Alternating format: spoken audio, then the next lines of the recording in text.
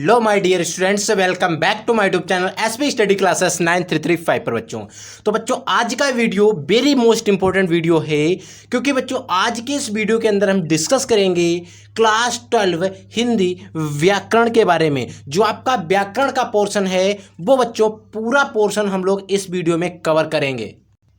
अगर आप लोग भी इस बार क्लास 12 में हैं और आपको बोर्ड एग्जाम 2024 देना है, अगर आपको बोर्ड एग्जाम 2024 देना है तो ये वीडियो आपके लिए बहुत इंपॉर्टेंट है बच्चों, क्योंकि बच्चों इस वीडियो के अंतर्गत हम डिस्कस करेंगे हमारी जो संपूर्ण ग्रामर है उसके सभी टॉपिक को, जो भी टॉपिक हमारे बोर्ड एग्जाम में आते हैं उन सारे टॉपिक को विद आंसर के साथ देखने वाले हैं। यानी कि आपके जो ग्रामर के टोटल नंबर हैं वो आपके पक्के करने वाले हूँ मात्र एक ही वीडियो में। बस आपको वीडियो को ध्यान से देखना है और कॉपी पेन को लेकर बैठना है और एक एक क्वेश्चन को नोट करते हुए चलना है। तो इस वीडियो में बता देता हूं आपको किन किन टॉपिक को हम डिस्कस करेंगे। सबसे पहले हम बात करेंगे संधि और विच्छेद की, ठीक है। फिर हम बात करेंगे रस, छंद और अलंकार क्या होते हैं।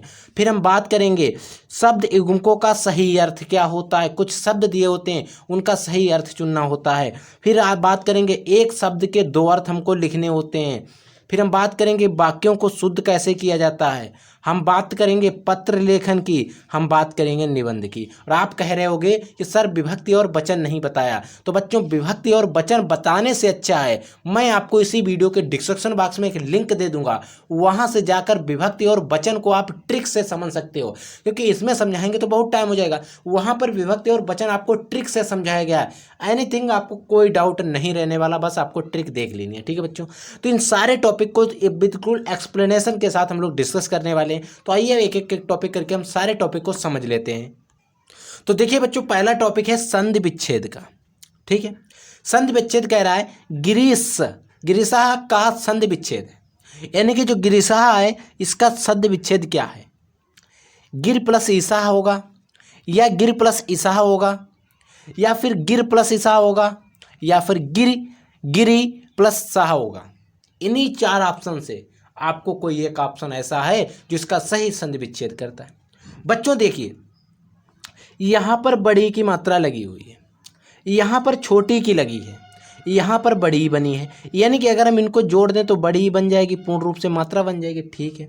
यहाँ पर बड़ी की मात्रा तो लगी लेकिन छोटी बनी है, तो ये वाला तो गलत हो गया, ठीक है। यहाँ पर गिर और ई की मतलब कुछ है ही नहीं, ठीक है। इसमें मतलब पाई मात्रा को गायब ही कर दिया। अब बचा कौन सा आपका, पहला बचा है, यानी कि गिर प्लस ईसा जो है इसका सही संधि विच्छेद हो जाएगा, ठीक है। दूसरा देखिए नेक्स्ट बच्चों कह रहा है हिमालय का संधि विच्छेद क्या होगा। देखिए हिम प्लस आलय, हिमालय का आपने पढ़ा होगा क्लास 10th में भी, 11th में भी और आपके 12th में भी है। तो हिमालय का तो आपको सोचना नहीं क्या होता है बच्चों, हिम प्लस आलय होता है, हिमालय नहीं होगा, हिम कुछ नहीं होगा, हिम प्लस आलय होगा, ठीक है बच्चों। ये जो है इसका संधि विच्छेद होगा। नेक्स्ट देखिए, नेक्स्ट है बच्चों कि महोत्सव का संधि विच्छेद है, यानी कि महोत्सव जो होगा उसका संधि विच्छेद क्या होगा। तो बच्चों अगर हम बात करते हैं महोत्सव की, तो मैंने कई बार बताया है अगर जिसमें ओ की पाई ज़्यादातर आती है तो उसमें हा जो होता है बड़ा होकर उत्सव के साथ ऊ के साथ जुड़ जाता है। जैसे कि महोत्सव, अगर इसमें महा दिया है और ओत्सव इसमें निकल रहा है ना, तो महोत्सव का क्या सही हो जाएगा, दूसरा वाला। मैंने आपको बताया था कैसे पहचानना होता है, ठीक है बच्चों। नेक्स्ट देखिए अब हम बात करेंगे रस और छंद और अलंकार के बारे में। तो सबसे पहले हम डिस्कस करेंगे बच्चों रस को, फिर रस में सबसे पहले हम बात करेंगे हास्य रस की। तो आप इसको पहले ध्यान से समझिए, मैं समझा रहा हूं और फिर एक एक चीज को समझते हुए चलेंगे हम लोग। देखिए हास्य रस क्या होता है, मान लीजिए ऐसा रस जिसमें हमें हंसी आ जाए, ऐसी बात जिसमें हमें हंसी आ जाए, वहीं पर हास्य रस होता है। जैसे कि यहाँ पर समझिए वेशभूषा, वाणी, चेष्टा आदि की विकृत को देखकर, उसमें कोई चेंज को देखकर, यानी कि बदलाव को देखकर, वेशभूषा हो गई, वाणी या चेष्टा की में उसमें किसी भी चीज़ को बदलाव होता है तो हृदय में विनोद का जो भाव जागृत होता है, हृदय में एक इच्छा जागृत होती है, तो वह हास कहा जाता है। उसे क्या कहा जाता है, हास कहा जाता है। और यही हास विभव, अनुभव और संचारी भाव के पृष्ठ, यानी कि इसका संयोग करके हास रस का प्रमाणित करता है, हास रस की उत्पत्ति करता है, ठीक है। तो हास्य रस को प्रमाणित हो जाता है। देखिए उदाहरण के लिए कि दोनों पात बबूल के जामे तनिक पिसान, दोनों पात बबूल के जामे तनिक पिसान, लाला जी करने चले छठे छमाहे दान। यानी कि दो पात बबूल के, दो पात हैं, पत्ती हैं दो, किसकी? बबूल की। बबुली, आपने देखा कितनी पत्ती छोटी होती है, आपने इमली का पेड़ देखा होगा, उतनी बड़ी बड़ी होती हैं। दोनों पात बबूल के, जा में तनिक पिसान, उनमें तनिक सा तो पिसान आएगा, यानी कि आटा आएगा मान लीजिए। और लाला जी करने चले छठे, यानी कि छठे छमाहे दान, यानी कि कई दिनों बाद दान उसमें करने चले, तो उसमें हंसी आ रही ना, तो इसीलिए यहाँ पर क्या है? हास्य रस है। नेक्स्ट देखिए, फिर हम बात करते हैं बच्चों करुण रस की। तो करुण रस में क्या हो जाएगा? देखिए, बंधु विनाश बहुवियोग, द्रव्य नाश और प्रेमी के सदैव के लिए बिछुड़ जाने का से करुण रस उत्पन्न होता है। देखिए, अगर आपकी कोई प्रिय चीज़ है उसका नाश हो गया, आपका कोई प्रिय मित्र है वो बिछड़ गया है, तो वहाँ पर आपको जो दुख होता है वही करुण रस होता है। ठीक है, तो इसका हम बात करते हैं अब उदाहरण की। इसका उदाहरण आपको यही याद रख लेना, बहुत छोटा उदाहरण है। क्या कह रहा है? इस करुणा कलित हृदय में, किस करुणा कलित हृदय में, अब विकल रागिनी वजती, अब विकल रागिनी वजती, क्यों हाहाकार स्वरों में, वेदना असीम गरजती है। ठीक है, तो इस उदाहरण को आपको पढ़ लेना है। ठीक है बच्चों, इससे आगे देखिए। तो बच्चों अब हम बात कर लेते हैं छंद की। इसमें सबसे पहले हम पढ़ेंगे दोहा, वेरी मोस्ट इंपोर्टेंट। आप दोहा को तैयार कर लीजिए, आपको सब कुछ तैयार हो जाएगा। देखिए, दोहा क्या होता है? एक अर्ध सम्मात्रिक छंद है, याद रखना है। दोहा क्या होता है बच्चों? एक अर्ध सम्मात्रिक छंद है। इसमें 4 चरण होते हैं। इसमें कितने चरण होते हैं? 4 लाइनें होती हैं, 4 चरण होते हैं। ठीक है, इसके पहले और तीसरे चरण में, इसका जो पहला चरण होगा और तीसरा चरण होगा, ठीक है, उसमें 13-13 मात्राएं होंगी, और दूसरा और चौथा चरण जो होगा उसमें 11-11 मात्राएं होंगी। इसकी आप डिफिनेशन याद रखेंगे। ठीक है, फिर बात आती है इसका उदाहरण क्या होता है। तो आपको कोई एक दोहा का उदाहरण याद कर लेना, मैं ये बता दे रहा हूँ। आपको अगर कोई दूसरा अच्छा लगता है तो आप दूसरा याद कर सकते हो। तो एक इस उदाहरण को याद कर लेना है। इसके पहले यानी कि पहली लाइन और तीसरी लाइन में 13-13 मात्राएं होंगी, दूसरी लाइन और चौथी लाइन में क्या होंगी? 11-11 मात्रा होंगी। तो पढ़ लीजिए, इसको याद कर लीजिए, पूरा उदाहरण आपको समझ लेना है। क्या कह रहा है कि लसत मंजु मुनि मंडली, मध्य सिय रघुचंद, अज्ञान सभा जनु तनु धरे, ज्ञान सभा जनु तनु धरे, भगति सचिदानंदु, श्री गुरु चरण सरोज रज निज मन मुकुरु सुधारी, अवरनहु रघुबर विमल जसु जो दया कुफल चारी। ठीक है बच्चों, इसको याद कर लेना है। नेक्स्ट बात करते हैं अब हम बात करेंगे अलंकार की। तो अलंकार में आपको 2 अलंकार पक्के याद रखने हैं।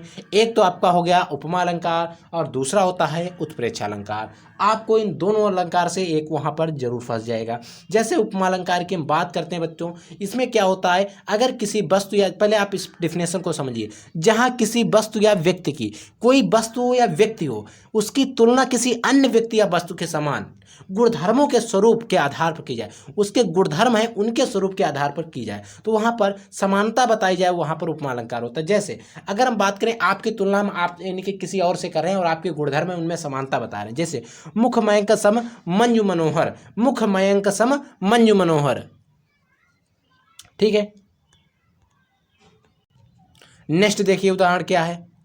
जो अब हम बात करेंगे उत्प्रेक्षा अलंकार। उत्प्रेक्षा अलंकार क्या होता है? इसमें कुछ चीजें हैं जो आपको ध्यान रखनी है। जैसे जहां उपमेय में, जहां कहीं पर उपमेय में उपमान की संभावना की जाए, उपमेय में उपमान की संभावना की जाए, वहां पर उत्प्रेक्षा अलंकार होता है। इसके लिए कुछ शब्द होते हैं, इसको व्यक्त करने के लिए कुछ शब्द होते हैं, जैसे मनु मनहु मानो, जनु जनहु जानो आदि वाचक शब्दों का प्रयोग किया जाता है। जैसे इसके उदाहरण की बात, सोहत ओढ़ पीठ पट श्याम सलोने गात, मनो नील मन शैल पर अतप्रयो प्रभात। इसमें मनो शब्द है, देखिए ए आ रहा है, मनो शब्द, और मनो इसमें दिया गया है ए, यानी कि मनु मानो, जनु जानो, जनु।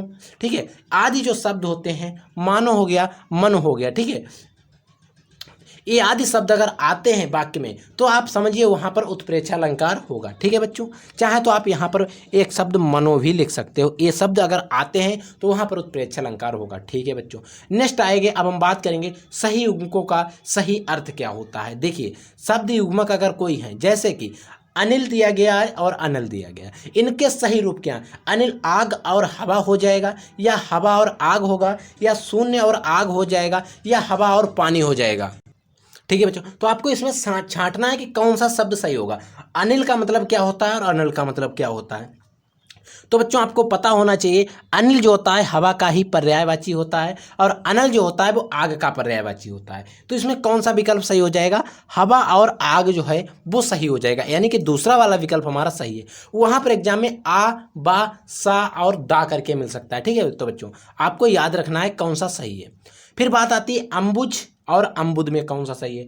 अम्बुज का मतलब होता है बादल और समुद्र, अम्बुद का मतलब समुद्र हो जाएगा, या फिर अम्बुज का मतलब जल और बादल हो जाएगा। आपको दोनों शब्द के अलग अलग अर्थ दिए गए, इनमें कौन सा सही हो जाएगा तो आपको पता होना चाहिए। अम्बुज जो है वो कमल का पर्यायवाची होता है, अम्बुद जो होता है वो बादल का पर्यायवाची होता है। तो ऐसा किस में दिया गया है? कमल और बादल, यानी कि तीसरे में दिया गया हमारा। ठीक है, तो तीसरा वाला सही है। नेक्स्ट देखिए, आप देखिए ग्रह और ग्रह, इस प्रकार से दो शब्द होते हैं ना, ग्रह और ग्रह।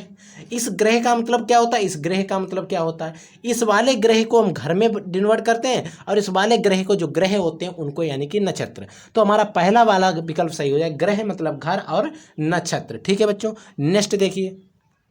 देखिए बच्चों फिर कह रहा है एक शब्द के दो अर्थ, यानी कि किसी एक शब्द के आपको एग्जाम में शब्द दिए होंगे, ये अर्थ नहीं दिए होंगे। ठीक है, जैसे कि अगर बात करें, अगर नांग दे दिया ना, तो नांग के सांप भी होता है, हाथी भी होता है, पर्वत भी होता है। ये तीन वेरी मोस्ट इंपॉर्टेंट, इनको आप तैयार कर लीजिए। जैसे गो हो गया, गो, गो मतलब गाय भी होता है, सरस्वती भी होता है और आंख भी होता है। तो आपको गो के तीन लिख लेना है और वहां पर सिर्फ आपसे दो पूछता है। ठीक है बच्चों, तो इस तीन चार दिए होंगे, उनमें से किसी एक के या दो के पूछ सकता है। ठीक है, अगर तीन दिए तो एक ही का पूछेगा, अगर चार दिए तो दो का पूछ सकता है। वन का क्या होता है? वन माने जंगल होता है, बाग होता है और जल भी होता है। ठीक है, याद रखेंगे, कोई सिंपल सी बात है, इसमें कोई आपको वो नहीं, दिमाग नहीं ज्यादा लगाना है। ठीक है, वाक्यों को शुद्ध करना, जैसे कि वह कल परीक्षा में नहीं बैठा, कल वह परीक्षा में नहीं बैठा, तो क्या गलत सही है? ये वाक्य शुद्ध है? नहीं शुद्ध है। हम लिख सकते हैं वह कल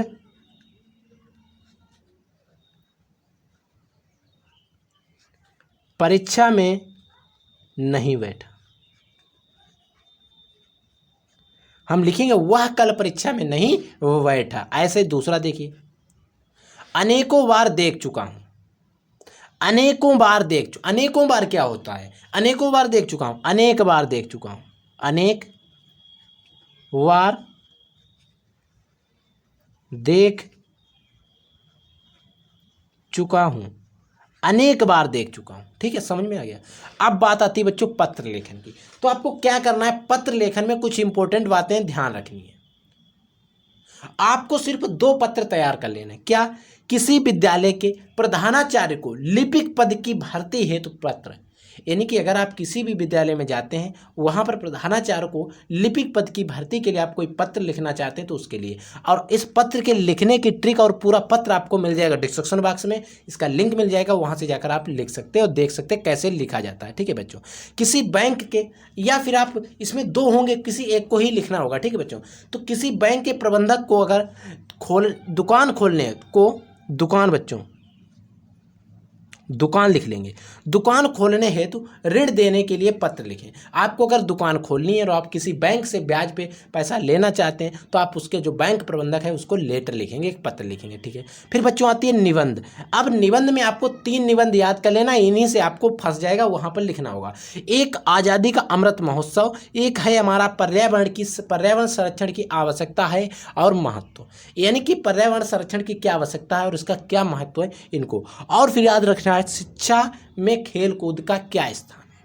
ठीक है बच्चों, तो ये जो था कुछ टॉपिक मैंने आपको बता दिए। इतनी ग्रामर जो आती है वो आपके बोर्ड एग्जाम के पेपर में आती है, और इतनी ग्रामर अगर आप तैयार कर लेते हो ना तो आपका पूरा पेपर सही हो जाएगा। निबंध आपको एक लिखने को आएगा, मैंने आपको 3 बता दिए। पत्र सिर्फ एक आएगा, मैंने आपको 2 बता दिए। इन्हीं चीज़ों को आप तैयार कर लोगे ना बच्चों तो बहुत अच्छा पेपर हो जाएगा। आई होप आपको हमारा वीडियो पसंद आए। वीडियो अगर पसंद आए तो वीडियो को लाइक जरूर कर देना। अगर आप लोग चैनल पर नए हैं तो चैनल को सब्सक्राइब जरूर कर देना, और आप हमें कमेंट करके बताएंगे आपको कोई डाउट है या आपकी किसी भी क्वेश्चन में किसी प्रकार की क्वेरी है, तो मैं उस क्वेरी और उसका डाउट मैं आपको सोल्यूशन दूंगा। बस आपको कमेंट सेक्शन में उस डाउट को मेंशन कर देना और अपना डाउट हमें भेज देना बच्चों। तो आप लोग पढ़ते रहिए, आगे बढ़ते रहिए। जय हिंद, वंदे मातरम।